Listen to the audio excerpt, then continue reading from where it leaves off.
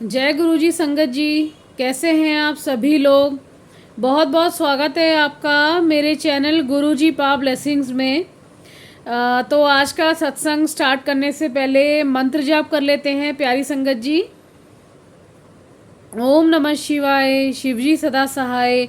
ओम नमः शिवाय, गुरुजी सदा सहाय।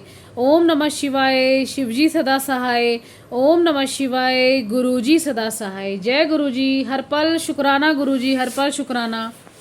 तो संगत जी, आप सब लोग कैसे हैं। उम्मीद करती हूँ सारी संगत बहुत खुश होगी गुरुजी की कृपा से अपने अपने परिवार में। तो संगत जी, आज का जो सत्संग है ये मेरा मतलब कुछ टाइम मतलब ये आपको पता लॉकडाउन से भी पहले का है। जब मैंने आपको बताया था मैं गुरुजी से जुड़ी थी 2018 में मैं उनसे जुड़ी थी जब गुरुजी ने अपने शरण में लिया था। लेकिन वही होता है ना कि हमें शुरू शुरू में पता नहीं चलता कि मतलब हम गुरुजी ने सारे हमें बचाते भी हैं, चीज़ों से प्रॉब्लम से भी बचाते हैं और हर जगह हमारे साथ होते हैं। लेकिन उस टाइम पे हम नहीं पहचान पाते कि गुरुजी सब कुछ कर रहे हैं। क्योंकि ये बात मुझे अब जाके समझ में आती है, आज की डेट में मतलब आज के टाइम में समझ में आती है संगत जी, कि गुरुजी अगर हाथ पकड़ लें तो आप उनको भले ही भूल जाओगे कि वो हमारे साथ हैं, लेकिन वो कभी नहीं फिर नहीं छोड़ेंगे। वो आपको हर मुसीबत से बचाएंगे, हर बुरे इंसान से बचाएंगे, हर प्रॉब्लम से आपको बचाएंगे। तो मैं आपको सत्संग में आपको स्टार्ट करती हूँ। ये तब का है, मतलब ये आई थिंक 2019 का है जहाँ तक मुझे याद है। तो मैं वहाँ पे सत्संग मेरा इसमें क्या है था कि मुझे किसी एक दिन मेरे को क्या होता है संगत जी कि मेरे को किसी ना इम्पोर्टेंट काम से मथुरा साइड जाना होता है। ठीक है, तो संडे का दिन होता है। तो मैं मतलब ऐसा रहता है कि मैं मुझे मतलब जाना है, मुझे किसी से इम्पोर्टेंटली मिलना था, मेरा कुछ काम था। बट मैं तो डर भी रही हूँ क्योंकि मैं कभी गई नहीं थी मथुरा, मैं कभी अकेली नहीं गई। जबकि तब मैं ये दिल्ली से मथुरा कोई दूर नहीं है, मुझे पता है। लेकिन एक होता है ना, और मथुरा भी प्रॉपर नहीं था वो, मतलब मथुरा और आगरा का जो बीच का कोई एरिया होता है वो मैं ढंग से भी मैं खुद भी भूल गई हूँ कि वो कौन सी जगह थी। लेकिन मतलब मथुरा एंड आगरा का बीच का एरिया बोल सकते हैं उसको। कोई ऐसे होता है ना कि कहते हैं कि मुझे जिनसे काम था तो उन्होंने मुझे ये बोला कि मैं आगरा से मथुरा तक आपको वहाँ मिल जाऊंगा और आप दिल्ली से मथुरा तक आएंगी तो मुझे मिल जाएगा, तो दोनों के लिए बराबर रहेगा कि बहुत ज़्यादा दूर नहीं पड़ेगा ना आपको ना मुझे। तो मैंने कहा हाँ, काम तो खुद का है तो भाई जाना तो पड़ता ही है संगत जी, आप भी समझते हैं इन चीज़ों को। तो मैं जैसे और नहीं, सर्दियों का मौसम था, मैं आपको ये भी बताऊँ तो दिसंबर का मौसम था जिसमें जल्दी अंधेरा हो जाता है। और मैं वहाँ से निकली हूँ, मतलब लगा लीजिए आई थिंक 10 या 10:30 बज रहे थे जब मैं मथुरा के लिए बस पकड़ी। मैंने टिकट वगैरह ली, बस पकड़ी और मैं वहाँ पे गई। ठीक है, ठीक। और मैं वहाँ पे पहुँची हूँ, मतलब बीच में आपको पता है अगर बस भी रहता है तो ट्रैफिक वगैरह भी रहता है, सब कुछ रहता है। मैं मिली, मेरा काम भी चलिए, मुझे कोई इंपॉर्टेंट अपना ऑफिशियल काम था, मैं मिली। उसके बाद मैं वापस आ गई। वहाँ पे साथ में जैसे हमने कुछ खाया पिया स्नैक्स में, तो दोपहर का टाइम हो ही गया था, फिर मैं वापस आ गई। अब संगत जी मैं आपको बताती हूँ, मुझे बिल्कुल नहीं पता कि मेरे साथ गुरुजी है। वो बात है ना कि गुरुजी ने जोड़ तो लिया था, तो वही है कि उन्होंने अगर साथ में ले लिया तो आप कहीं मतलब हमको पता नहीं चलेगा, लेकिन गुरुजी हर पल हमारे साथ होते हैं संगत जी। तो वहाँ पे हुआ ये, वापसी आते आते मतलब मेरे को, जब मैं वापसी मैंने कहा चलो अब चलना चाहिए क्योंकि ऑलरेडी वहीं वहीं पे मेरे को 5 बज गए थे।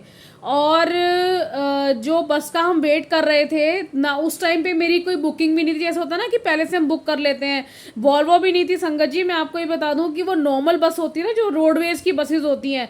मुझे मजबूरी में उसमें आना पड़ा क्योंकि मुझे मुझे मुझे डर भी लग रहा था अंदर अंदर कि भाई मुझे अभी यहाँ से जाना है फटाफट से और पहले मैं घर पहुँच जाऊँ क्योंकि अंधेरा होने वाला है। और मेरे साथ कोई भी नहीं था, मैं अकेली आई थी। तो मुझे लग रहा था कि अरे यार मुझे जाना भी है। मतलब 5:30 पौने 6 के करीब मैं आपको बता दूं मेरे को ये टाइम हो गया था। मैं आपको ये चीज़ बता देती हूँ कि जब मैं बस में बैठी हूँ वहाँ पे मथुरा से, जब मैं चली हूँ दिल्ली के लिए, तो रोडवेज की बस आती है, आपको पता ही है वो कितनी भरी हुई होती हैं, बहुत ज़्यादा, मतलब लोग भी सारे भरे हुए होते हैं। कोई कैसी भी जेंट्री उसमें चढ़ जाती है, बात आपको भी पता है। मेरी मजबूरी थी, मैंने कहा मुझे इसी में जाना पड़ेगा तो मैं चलती हूँ। तो बस भगवान का नाम लिया और अंधेरा हो ही चुका था, क्योंकि शायद 5:30 पौने 6 बज रहे थे। दिसंबर का महीना था, डे कौन सा था वो तो मुझे याद नहीं, तारीख भी याद नहीं है, बट हाँ दिसंबर था और अच्छा खासा। आपको पता है कि आफ्टर दिवाली जल्दी अंधेरा शुरू हो ही जाता है जब सर्दी आने लगती है। तो संगत जी हुआ क्या, अब मैं आपको बताती हूँ। गुरु जी देखिए हर पल पे कैसे साथ देते हैं। मुझे नहीं पता कि मेरे साथ मेरे गुरुपा हमेशा हैं, उस टाइम पे की बात कर रही हूँ, लेकिन वो थे। अब हुआ क्या, मेरे पास एक लेडी आगे बैठी, एक आंटी आगे बैठी। तो उन्होंने, वो शायद होंगी ऐसी, आई थिंक 55 से तो अबव थी वो आंटी। तो मेरे पास आके बैठी और वो आ रही थी वृंदावन से। तो वो बस में, वो वृंदावन से, उनके टीका लगा हुआ था और हाथ में वो भी थे, लड्डू गोपाल भी थे। तो वो बातें कर रही जा रही हैं, मतलब वही जैसे एक साथ बात शुरू हो जाती है कि आप कहाँ से आ रहे हो, ये है वो। मैंने कहा थोड़ा मेरा भी डर कम हो जाएगा, चलो ये आंटी से बात कर लेती हूँ मैं। तो संगत जी आप बिलीव करेंगे कि जब उन्होंने मुझे ये बोला ना, कि उन्होंने पूछा कि बेटा आपने कहाँ जाना है, मैंने बोला कि आंटी मेरे को तो दिल्ली में इधर जाना है, ठीक है। फिर वहाँ से मतलब जब वहाँ से फिर मैं मेट्रो भी लूँगी, फिर मेट्रो से मुझे रिक्शा लेना है, फिर रिक्शे से मैं घर पहुँचूँगी।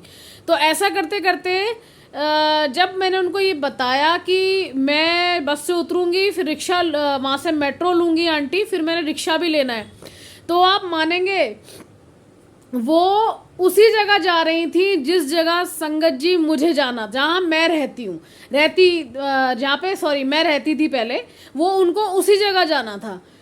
मैं इतना ज़्यादा थैंक्स बोला मैंने भगवान को। आई थिंक मेरे ज़बान से उस टाइम भी गुरुजी भी निकला होगा, मुझे इतना याद नहीं आ रहा, क्योंकि वही ना कनेक्टिविटी उतनी नहीं बनी थी।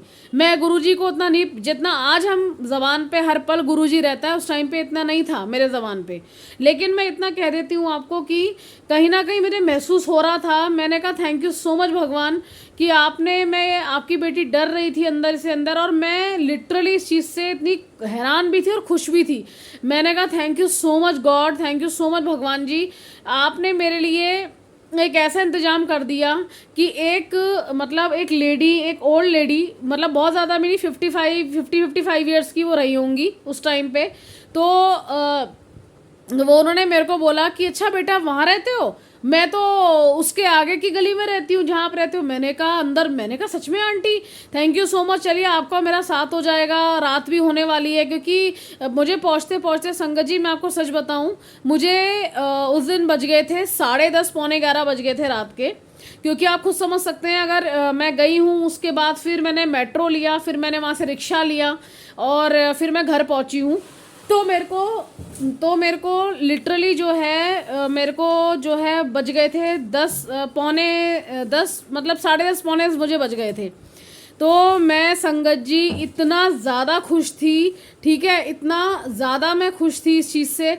मैंने कहा thank you so much Guruji, thank you so much, आपने मतलब वो आंटी मुझे आज समझ में आता है संगत जी, जब हम अपने कुछ पुरानी चीज़ें हम याद करते हैं गुरुजी से जुड़ी हुई, तो आज समझ में आता है कि वो मतलब गुरु जी ही मतलब वहाँ पे एक तरह से विराजमान था। आप ये सोचिए कि वो आंटी को बिठा दिया मेरे, सबसे पहले बात है कि मेरे साथ ही बगल वाली सीट पे बिठा दिया बस की, ऊपर से वो बातें कर रही है, वो कह रही मैं तो वहीं जा रही हूँ, तो बेटा मैं तेरे साथ चल लूँगी। उन्होंने यहाँ तक बोला कि मैं तेरे साथ चलूँगी मेट्रो में और फिर हम एक ही रिक्शा ले लेंगे, ठीक है, तू वहाँ उतर जाना, मैं आगे चली जाऊँगी।